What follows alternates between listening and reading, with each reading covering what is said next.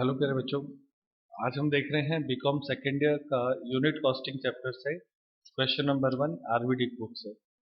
देखें इस क्वेश्चन में क्या दिया हुआ है। इसमें लिखा है from the following particular prepare a cost sheet for the month of June. Underline कर ले, जून मंथ के लिए अपने को बनानी है, यानी एक महीने की कॉस्ट शीट लेनी है। इसमें लिखा है निम्नलिखित विवरण से जून माह का लागत पत्र बनाइए। डायरेक्ट मटेरियल प्रत्यक्ष सामग्री, तो मटेरियल कॉस्ट आपके हो गया 13,500। Direct wages 9,000। चार्जेबल एक्सपेंसेस जिसको इसने लिखा है हिंदी में प्रत्यक्ष व्यय यानी डायरेक्ट एक्सपेंडिचर। फिर उसके बाद में वर्क्स ओवरहेड, इसका एक नाम और होता है फैक्ट्री ओवरहेड, वो दिया है। फिर एडमिनिस्ट्रेटिव ओवरहेड, इसका एक और नाम होता है ऑफिस ओवरहेड, वो हो गया। सेलिंग एंड डिस्ट्रीब्यूशन हमेशा एक साथ ही आता है, तो selling and distribution overhead. Sales दिया है 45,000। उसके बाद में ये आपके नीचे लिखता है there is no opening and closing stock of raw material WIP and finish goods, यानी इस सवाल में ये तीनों ही नहीं है, इनका कोई एडजस्टमेंट इस प्रश्न में अपने को नहीं करना है। उसके बाद नंबर ऑफ यूनिट प्रोड्यूस्ड वर 3,000, 3,000 आपके क्या हुआ यूनिट प्रोड्यूस हुआ। तो मैंने आपसे ये बात कही थी कि अपने को टोटल यूनिट कितनी प्रोड्यूस हो रही है, नंबर ऑफ यूनिट दिया हुआ होगा, तो नंबर ऑफ यूनिट हो गया। Also find out the percentage of profit on cost, percentage of profit on cost, cost पे प्रॉफिट का कितना परसेंट है वो अपने को कैलकुलेट करना है। एंड सेल्स, और सेल्स पे क्या परसेंटेज है ये कैलकुलेट करना है। तो बच्चों ये एकदम बेसिक क्वेश्चन हो गया। कच्चे माल और अर्धनिर्मित माल और निर्मित माल का प्रारंभिक और अंतिम स्टॉक शून्य है, मतलब कोई एडजस्टमेंट नहीं है। 3,000 इकाइयों का उत्पादन किया गया। लागत तथा विक्रय पर लाभ का प्रतिशत भी याद कीजिए। तो ये 3,000 यूनिट इसमें इंपॉर्टेंट है। क्वेश्चन बहुत बेसिक है, केवल फॉर्मेट पे ही फॉलो करना है। देखें बच्चों कैसे सॉल्व करेंगे इसे। प्यारे बच्चों, क्वेश्चन नंबर 1 में हमें स्टेटमेंट ऑफ कॉस्ट या जिसको हम कॉस्ट शीट बोलते हैं वो बनानी है। इसमें एक पर्टिकुलर का कॉलम हो जाएगा और इधर आपके एक अमाउंट का कॉलम होगा और एक आपके कॉस्ट पर यूनिट का कॉलम हो जाएगा। इस तरफ आप यूनिट्स शब्द लिखेंगे, तो यूनिट्स में आपके दे रखी हैं 3,000 यूनिट, तो वो यहाँ पे आप ऊपर ही ऊपर नोट कर लें कि कितने यूनिट के लिए हम प्रोडक्शन कर रहे हैं। सबसे पहले आप देखो एक एक करके हम क्वेश्चन की सारी चीज़ें लेते हैं। प्रश्न में अपने को क्या दिया हुआ है, एक बार मैं वापस क्वेश्चन आप लोगों को दिखा देता हूँ, फिर आप उसको बुक से देखना। बच्चों देखो एक बार इसको, इसमें आपके मटेरियल वेजेज एक्सपेंसेस ऐसे सारी हेडिंग वाइज दिया हुआ है। सबसे पहले मटेरियल वेजेज और चार्जेबल एक्सपेंसेस, ये तीन जोड़ेंगे तो प्राइम कॉस्ट आएगा, तो PC तक की ये हो गए। उसके बाद में वर्क ओवरहेड जोड़ेंगे तो FC आएगा। फिर उसके बाद में एडमिनिस्ट्रेटिव जोड़ेंगे तो COP आएगा।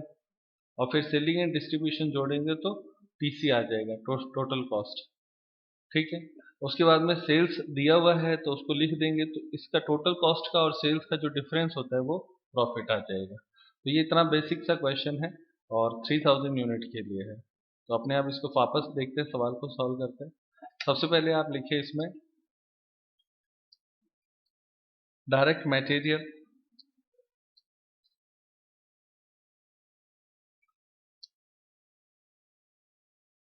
डायरेक्ट मटेरियल बच्चों आपको दे रखा है इसमें 13,500,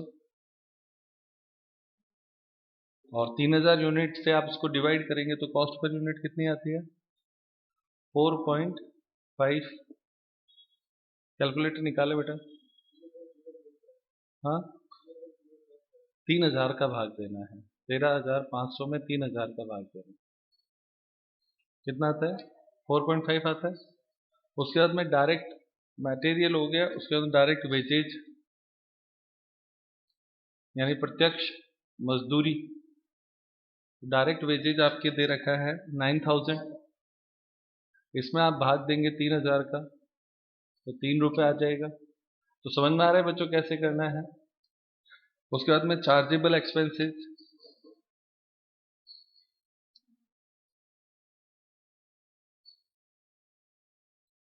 तो चार्जेबल एक्सपेंसेस में आपको दिया हुआ है 1125, 1,125, और इसमें आप डिवाइड करो कितना आता है 3,000 से भाग दो 0.375। ये तीनों की टोटल लगानी है यहाँ पे अपने को, तो टोटल का एक कॉलम बनाना है यहाँ पे, ऐसे लाइन डाल देंगे और यहाँ पे आप सबसे पहले लिख देंगे प्राइम कॉस्ट और टोटल लगाएंगे। कॉस्ट की कितनी आती है बच्चों? 23,625, 23,625 और डिवाइड करने पर 7.875। ये भी जोड़ना है, कॉस्ट पर यूनिट से जोड़ दो। सही है ना भाई? 3,000 से इसे भाग देंगे तो भी वही आएगा, और अगर हम इन तीनों को जोड़ लेंगे तो भी वही आएगा। चेक कर लो, सही लिखा है ना मैंने? ठीक है कैलकुलेशन। अब प्राइम कॉस्ट तक का काम हो गया अपना। तो हमने चूंकि रूल्स में पढ़ा था प्राइम कॉस्ट में 3 चीजें जोड़ी जाती हैं, direct material, direct labour, direct overhead, तो प्राइम कॉस्ट आ जाती है। इसको हिंदी में मूल लागत बोलते हैं।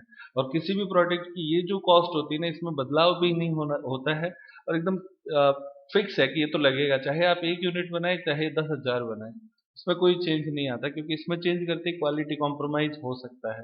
ठीक है ना? तो ये आपकी पहला पार्ट हो गया। अब उसके बाद में आप इसमें जो ऐड करते हैं वो लिखेंगे वर्क्स ओवरहेड। क्या लिखना है? वर्क्स ओवरहेड,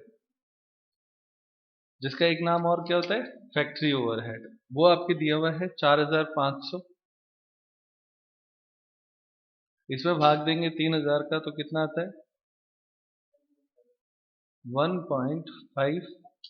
अब फिर से लाइन करना है इसको जोड़ने के लिए, तो एक लाइन डाला, टोटल लगाएंगे तो वो आपकी कहलाएगा वर्क्स कॉस्ट। क्या कहलाएगा? Works cost. तो दोनों शब्दों में अंतर समझ में आ रहा है बेटा? उसका खुद का खर्चा है वो तो ओवरहेड नाम से जान रहे हैं हम, और जब प्राइम कॉस्ट उसमें जोड़ देते हैं तो वर्क कॉस्ट आता है। टोटल हो जाएगा इसका कितना बेटा? 28,125, 28,125। और इधर आपकी टोटल इसका हो जाएगा कॉस्ट पर यूनिट का 9.375। अब उसके बाद में वर्क्स कॉस्ट आने के बाद में ऑफिस का खर्चा जोड़ा जाता है। तो किताब में उसका नाम दे रखा है एडमिनिस्ट्रेटिव ओवरहेड। तो यहाँ पे लिखना है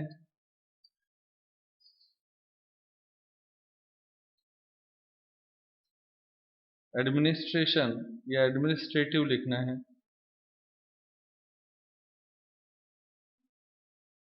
ओवरहेड, ओवरहेड शब्द इस बात को बताता है कि उसके टोटल खर्चे कितने हैं। तो उसके टोटल खर्चे अपने को दे रखे हैं 3,375, 3,375। और इससे डिवाइड करने पर आप क्या आएगा? 1.125। तो ये आपके कॉस्ट पर यूनिट भी इसमें साथ साथ आपकी क्या करेगी? चलती रहेगी बराबर में। फिर यहाँ पे टोटल लगाएंगे तो वर्क कॉस्ट के बाद में जो आती है उसको बोलते हैं cost of production. Cost of production. तो कॉस्ट ऑफ प्रोडक्शन टोटल आएगा कितना बेटा? 31,500। कितना आता है? 10.5। ये आपकी कॉस्ट। आप जोड़ेंगे तो भी वही आएगा, यानी अगर आप कॉस्ट पर यूनिट को जैसे हमने जोड़ा वैसे जोड़ते हैं तो भी वही आता है, और 3,000 से डिवाइड करेंगे तो भी वही आएगा। आप किसी भी रास्ते को पकड़ सकते हैं। नेक्स्ट देखें, अगला क्या है? कॉस्ट ऑफ प्रोडक्शन के बाद में सेलिंग एंड डिस्ट्रीब्यूशन ओवरहेड है, तो हम वो जोड़ेंगे। लिखेंगे सेलिंग एंड डिस्ट्रीब्यूशन ओवरहेड। तो सेलिंग एंड डिस्ट्रीब्यूशन ओवरहेड जब आप जोड़ेंगे तो उसकी अमाउंट दे रखी है 2,250, 2,250, 2,250। और इसमें डिवाइड करने पर आपके 3,000 से आएगा 0.75। यहाँ तक आप फिर से एक टोटल लगाएंगे और जो टोटल आएगी उसे हम क्या कहेंगे? Total cost. Total cost. तो टोटल कॉस्ट आपकी कितनी आती है बच्चों इसकी? 33,750, 33,750। और इधर आती है 11.25, 11.25। ये आपके टोटल कॉस्ट आ गई। टोटल कॉस्ट आने के बाद में हमें सेल्स दे रखा है, तो बेटा देखो इसको कैसे लिखेंगे। सबसे पहले एक कॉलम प्रॉफिट का छोड़ दो, है ना। प्रॉफिट का कॉलम में एक लाइन छोड़ दी हमने, यहां पे पहले लिख दो सेल्स। क्लियर। ये अपने को दिया हुआ है 3000 यूनिट को इसने बेचा है 45,000 रुपए में, तो यहाँ पे 45,000 लिखो। इसमें 3,000 से भाग देने पे 15 रुपए मेरे हिसाब से आता है ना।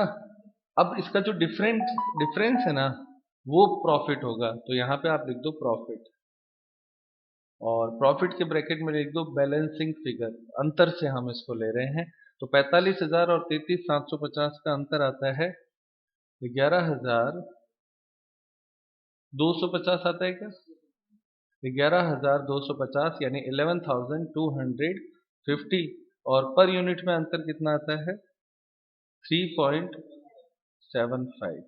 तो ये आंसर क्या चीज शो करता है कि हमें प्रॉफिट होता है 11,250 का, और हमारा जो प्रॉफिट पर यूनिट है, क्या चीज बेटा, प्रॉफिट पर यूनिट वो है 3.75। ये दो आंसर हमारे यहाँ पे हो गए। ये क्वेश्चन इतना ही है। अब इसने परसेंटेज जो पूछा है ना, वो हम नीचे कैलकुलेट कर देंगे। तो यहाँ तक का अपना पूरा सवाल हो गया बेटा। देखो सीधा सीधा क्वेश्चन है, सारे फॉर्मेट वाइज आ गए। अब इसमें अपने परसेंटेज निकालना है, तो यहाँ पे लिखेंगे percentage of profit on sales. एक तो ये कैलकुलेट करना है, और एक आपके percentage of profit on cost, cost पे कैलकुलेट करना है। और चूंकि कॉस्ट पर यूनिट हम पीछे कैलकुलेट कर दिए हैं पहले से ही, तो इसलिए उसकी जरूरत नहीं पड़ती है। अदरवाइज आप एक कॉलम थर्ड कैलकुलेशन कर सकते हैं, कॉस्ट पर यूनिट। अगर पीछे वाला सेकंड कॉलम नहीं बनाया हुआ होता है, तो वो भी यहाँ पे हम कैलकुलेट कर दे, तो उस सेकंड कॉलम की भी जरूरत नहीं रहती है। ये इसमें अपने काम आता है। तो percentage of profit on sales निकालना है, तो प्रॉफिट अपॉन सेल्स इंटू 100, और अगर जब कॉस्ट पे निकालना होता है तो प्रॉफिट अपॉन कॉस्ट इंटू 100, और इसका तो होता है TC upon number of unit. ये इसका फॉर्मूला होता है। तो तीनों फॉर्मूले हम अप्लाई करें, तो यहाँ पे पहले में कितना आता है 11,250 डिवाइड बाय 45,000 इंटू 100, कितना आया परसेंटेज बेटा 25%। तो जो सेल्स पे 25 होता है, तो वो कॉस्ट पे 33.333 होता है, ये हमने पढ़ा है, कैलकुलेट भी करेंगे। तो प्रॉफिट तो वही है 11,250, अपॉन कॉस्ट कितनी है 33,750। देखो बेटा सेल्स जब बट्टे में था तो ये संख्या ली थी, और जब कॉस्ट बट्टे में लेना था तो ये संख्या ली जाएगी। इंटू 100 करेंगे कितना आता है 33.3333%, ऐसे आएगा कैलकुलेटर पे। अदरवाइज इसको हम लिख सकते हैं 33/1/3%, ये भी सही है। दो आंसर दे दिए हमने जो पूछे थे।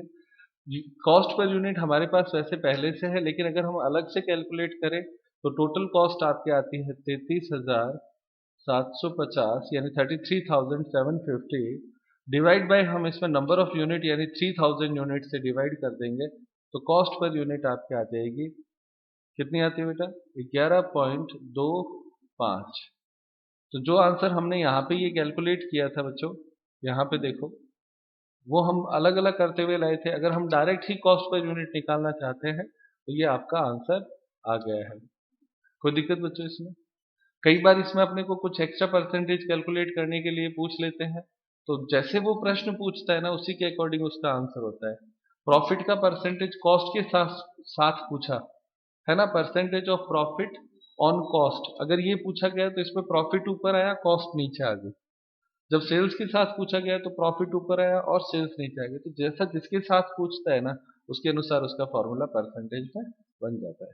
तो प्यारे जो ये एक बहुत बेसिक क्वेश्चन था, आगे देखते हैं।